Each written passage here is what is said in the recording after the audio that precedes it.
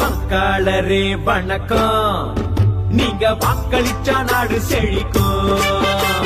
வாக்காளரே வணக்கம், நீங்க வாக்களிச்சா நாடு செழிக்கும். வீட்டுக்காக எத்தனையும் கியூவுல நின்னாலும் நாட்டுக்காக நிக்கிற கியூவே பெருமையானதுங்க.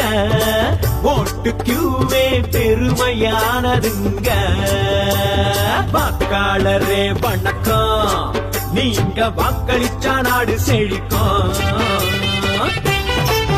ஏழை எளியோரும் மாற்றுத்திறனாளி ஓட்டு போட வாராங்களே.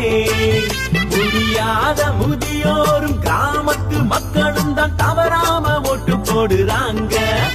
இது நாடு தந்த உங்க உரிமை, ஜனநாயகம் காப்பது கடமை.